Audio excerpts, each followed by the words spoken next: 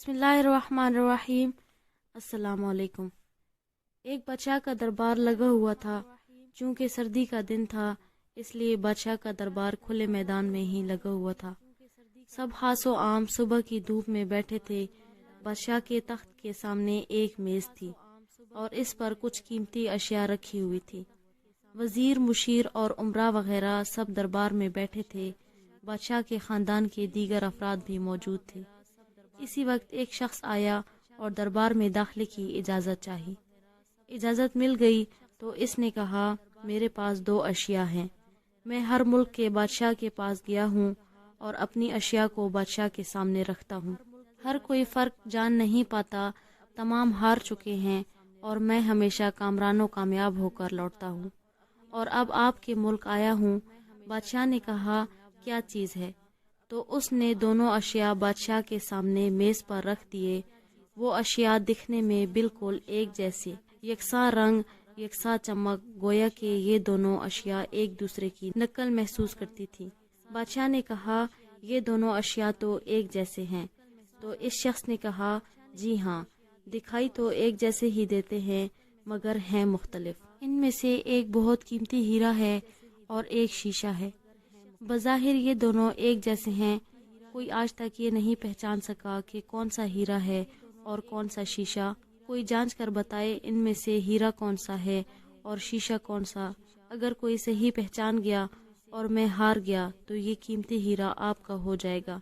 लेकिन शर्त ये है कि अगर कोई पहचान नहीं पाया तो इस हीरे की जो कीमत है इतनी रकम आपको मुझे बतौर इनाम देनी होगी। इसी तरह मैं कई ममालिक से जीत कर आया हूँ। बादशाह ने अशिया को बहुत गौर से देखने के बाद कहा, मैं तो नहीं पहचान सकता। वजीर और मुशीर बोले, हम भी नहीं जान सकते क्योंकि दोनों बिल्कुल एक जैसे दिखाई देते हैं। सबको गुमान था कि अब तो शिकस्त ही मुकद्दर है, लेकिन शिकस्त पर इनाम का मसला भी नहीं था क्योंकि बादशाह के पास बहुत दौलत थी। बादशाह की इज्जत का मसला था क्योंकि तमाम आलम में ये मशहूर था कि बादशाह और इसकी रियाया बहुत ज़हीन है और इस तरह इनकी जिल्लत होती। कोई शख्स भी पहचान नहीं पा रहा था। आखिरकार थोड़ी सी हलचल हुई। एक नाबीना शख्स हाथ में लाठी लेकर उठा। इसने कहा, मुझे बादशाह के पास ले चलो। मैंने तमाम बातें सुनी हैं और ये भी सुना है कि कोई पहचान नहीं पा रहा है। एक मौका मुझे भी दें। एक शख्स के सहारे वो बादशाह के पास पहुंचा। इसने बादशाह से दरख्वास्त की कि ऐसे तो मैं पैदाइशी नाबीना हूँ, लेकिन फिर भी मुझे एक मौका दिया जाए जिसमें मैं भी एक बार अपनी जहानत को जान सकूं और हो सकता है कि कामयाब भी हो जाऊं।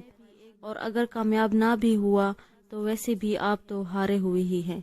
बादशाह को महसूस हुआ कि इसे मौका देने में क्या हर्ज है। बादशाह ने कहा, ठीक है। इस नाबीना शख्स को दोनों चीजें छूने के लिए दे दी गई और पूछा गया, इनमें से कौन सा हीरा है और कौन सा शीशा।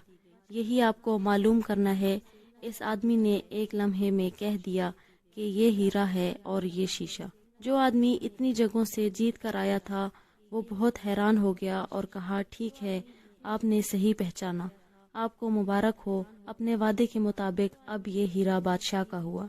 तमाम लोग बहुत हैरान हुए कि एक नाबीना शख्स ने कैसे जान लिया कि असल हीरा कौन सा है, और सब ने यही सवाल इस नाबीना शख्स से किया। इस नाबीना शख्स ने कहा कि सीधी सी बात है, धूप में हम सब बैठे हैं, मैंने दोनों को छू कर महसूस किया। जो ठंडा रहा वो हीरा और जो गर्म हो गया वो शीशा। इस कहानी से हमें ये सबक हासिल होता है, इसी तरह जिंदगी में भी जो शख्स सख्त और मुश्किल हालात में गर्म हो जाए और हालात का सामना ना कर सके वो शीशे की मानद है, और जो मुश्किलात में ठंडे मिजाज और सब्र से काम ले वो हीरे की मानद है।